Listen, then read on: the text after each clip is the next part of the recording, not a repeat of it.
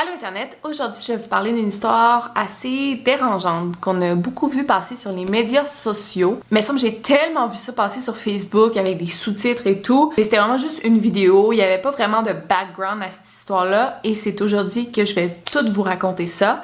Restez là.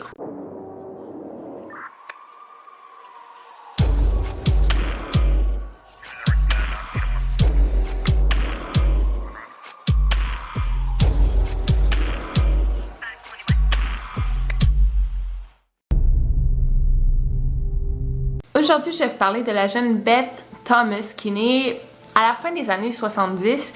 Comme on veut garder le plus de choses privées possible, on n'a pas la date exacte de la journée où elle est née ni l'année. Mais c'est ça, à la fin des années 70, donc ça fait quand même longtemps.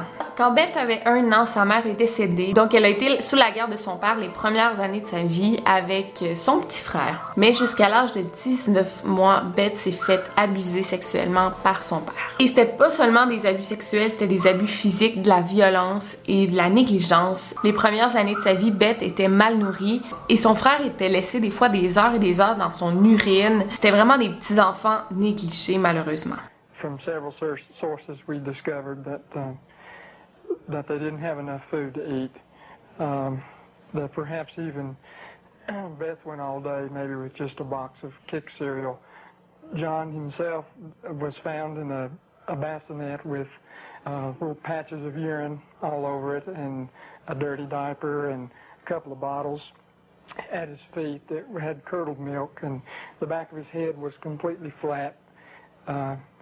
The front of his head had bulged out, and at 7 months he couldn't raise his head, couldn't roll over. He was just had no stimulation, and we think perhaps that had happened to Beth, and it wasn't very long until she began showing some signs of perhaps even some abuse. À l'âge de 19 mois exactement, Beth s'est fait adopter, elle et son petit frère qui avait 7 mois. En fait, c'est un couple, Tim et Julie Tennant, qui ne pouvaient pas avoir d'enfants eux-mêmes. Et ils ont décidé d'adopter justement Beth et son petit frère. Et les deux en même temps, c'est vraiment une belle action. Le processus d'adoption s'est fait en 1984. Ça, on sait la date exacte. Et c'est vraiment là que le cauchemar a commencé. Pour les parents, Beth, elle vivait un cauchemar depuis qu'elle est née. Mais c'est à ce moment-là que les nouveaux parents adoptifs, ils ont vraiment vu le vrai comportement, personnalité de Beth. Donc, comme je vous ai dit, la jeune Beth Thomas a vécu les abus de son père toute sa vie. Et on le voit beaucoup dans mes vidéos sur les tueurs en série, que l'étape 0-3 ans, c'est extrêmement important pour le développement d'un enfant. C'est là que tout se joue dans le fond. C'est la période où l'enfant développe ses capacités intellectuelles et sociales. Fait que c'est une étape cruciale de ta vie. De 0 à 3 ans, c'est vraiment important que l'enfant soit dans un bon environnement, aimant et qu'il puisse justement avoir l'opportunité de développer ces capacités-là. Et pendant ces 0 à 3 ans-là, Beth a été abusée, violentée par son père. Donc ça l'a gravement affectée psychologiquement. Beth n'était pas capable d'aimer personne, de recevoir de l'amour de personne non plus. Elle ne faisait pas confiance à personne. Elle était toujours prête à faire du mal aux gens, aux êtres vivants en fait. Et elle était prête aussi à tuer les gens de son entourage et les êtres vivants qu'elle voyait parce qu'elle n'avait aucune empathie. This kind of aggression at our animals and even at her brother Jonathan was beginning to grow to such an excess that our life was miserable at home. On sait qu'en bas âge, Beth aurait tué 4 animaux de compagnie qu'elle avait dans sa nouvelle maison adoptive. Et elle raconte qu'une fois, elle a serré un nid d'oiseaux tellement fort qu'elle a tué tous les petits oisillons. And what do you do to the animals, Beth? Stick them with pins. Do you stick them a little bit or a lot? A lot. What are you trying to do to the animals, Beth? Kill them. What do they do when you stick them with the pins? Well, Annie cries. She's a dog. She got baby birds down out of the nest, and we thought maybe she was just curious. So we explained that she could hurt them, put them back, and went through a whole sitting down and talking to her about the problem of it. And the next day we went out to check the baby birds, and they were on the ground dead with their necks broken. J'ai beaucoup de difficultés avec ces histoires-là là, d'animaux maltraités, mais je l'inclus quand même. Je veux vraiment que vous voyez que c'est vraiment le portrait typique d'un psychopathe. When you found some baby birds in a tree, what did you do then? I took them out. Mm-hmm. And what did Mom say to you? That the mother will not come back if somebody touches her baby. Mm-hmm. Are the baby birds kind of small? Can you describe them for me? Well, they don't have their eyes open, but they can hear me. With the baby birds, what did you do? Took them out of the tree. And what did you do with them? Played around too rough with them. Also, one at the end, I picked it up and I thought it was Dad, and I came to say, "Mommy, is this bird dead?" And she said, she called Daddy and said, "Tim," and Daddy came and I think I remember that they said yes. Mm-hmm. Do you know what Mom said to me? She said that all of them were dead. Did you squeeze them? Did Baby Beth squeeze them? You're doing a good job, honey. Go ahead and tell me what happened. I squeezed them. And what happened? They died. Et chaque fois que Beth tuait des êtres vivants, elle ne ressentait rien. Et ça l'a escalé très très vite que maintenant c'était rendu à un point qu'elle voulait tuer Tim et Julie, ses parents, et son petit frère.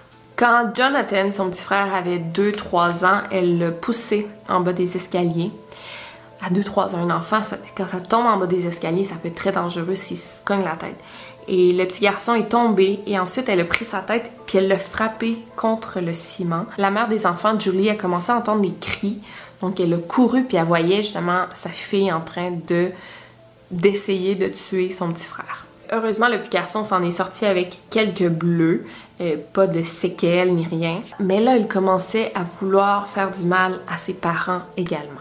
Like paring knives in the kitchen, missing. And my first thought was Beth. And I felt a little guilty about it at first. I thought, nah. She was sitting at the table drawing and mentioned to me, "What do those knives look like that are gone, Mom?" And I said, "What knives, Beth?" And she said, "Weren't they kind of silver and about this big?" And I knew then, and then this little smile that's not a sweet smile, but a malicious type of smile. And I knew then, I thought, she's got them. Big sharp ones. And what do you want to do with those knives? Kill John and Mommy with them, and Daddy. And when Mommy asks you about where the knives are, what do you say? I don't know where they are. What did you think she might do with the knives? My first thought was Jonathan. And the reason we thought that was that by this time, she had tried to kill John on several occasions and openly admitted that. In the basement, she was hitting his head against a cement floor. C'était rendu que Tim et Julie avaient peur de Beth qui devait barrer sa porte durant la nuit pour pas qu'elle puisse sortir. Là, plus les années avançaient, plus ça empirait. Beth, c'était comme une bombe à retardement, puis on se demandait juste à quel moment elle allait frapper. Regardez ça. Who's afraid of you, Beth? John. Your brother. And why is your brother afraid of you? Because I hurt him so much. Mm-hmm. Okay. And at nighttime, what do your parents do to your door? lock it shut Why do they lock it shut? because they don't want me to hurt John. Right. And they're kind of afraid of hurting John? Of you hurting John? Mm-hmm. Okay. Are they afraid that you might hurt them? Yep. C'est tellement triste parce que Beth, elle racontait que ses pires cauchemars, elle rêvait qu'un homme inconnu, elle voyait pas vraiment son visage, elle rêvait qu'il tombait sur elle et lui faisait du mal. Fait qu'on pense que ses rêves, justement, ça reflétait le passé qu'elle a vécu avec son père, peut-être quand il l'abusait sexuellement. Et justement, à cause de l'abus qu'elle a vécu, elle avait aussi beaucoup de drôles comportements sexuels envers son frère. Elle frappait son petit frère dans ses parties génitales et elle abusait sexuellement de son petit frère Jonathan, sans vraiment savoir c'est quoi qu'elle faisait, là, parce que c'était une petite fille, je pense qu'elle doit avoir 5 ans maximum. Et elle se masturbait beaucoup en public. Elle savait pas que c'était mal, elle savait pas que c'est quelque chose que tu fais en privé. Et elle le faisait jusqu'à temps qu'elle se fasse mal. Elle était très très violente dans sa façon de faire. Ses parents devaient lui dire « Hey, ça se fait pas. Ça, tu fais ça dans ta chambre. » En tout cas. Puis elle savait pas non plus vraiment pourquoi elle faisait ça. Je pense pas qu'elle le faisait pour le plaisir. Je pense que c'était vraiment genre conditionné en elle parce que justement elle avait été agressée sexuellement. Have you ever rubbed your private parts? Mm-hmm. Do you do it a lot? A lot. How much do you do that? Not every single day, and that's into.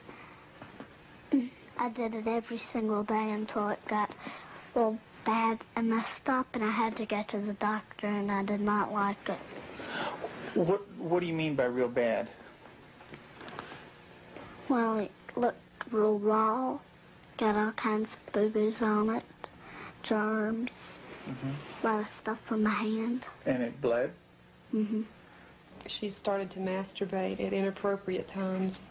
I remember one time, specifically, when we were at the hospital waiting for Tim to come out. He was there visiting. And Beth and John were in the back seat, and I turned around, and she had her legs spread and was masturbating in a public parking lot.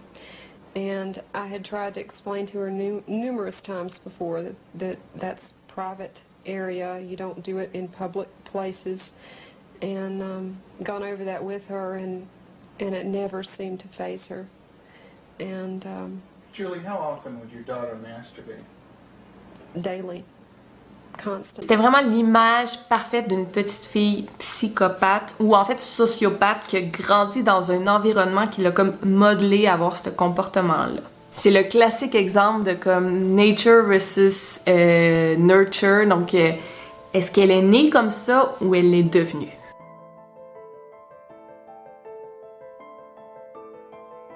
Après une thérapie intensive, Beth a été diagnostiquée avec un trouble de l'attachement et elle a été placée pendant quelques temps dans une maison où on place, j'aime pas dire ça placer, mais où on place les enfants qui ont le même problème qu'elle. C'est comme une grosse thérapie de groupe pour enfants pour qu'on puisse l'étudier et essayer de changer son comportement parce qu'elle était encore très jeune, fait qu'elle peut quand même changer. Après le traitement qui a duré selon moi peut-être 1 an, plusieurs mois, Beth est enfin retournée dans sa famille où elle a vraiment changé, elle a vraiment été réhabilitée, elle a commencé à montrer des signes d'attachement à ses parents, à son petit frère.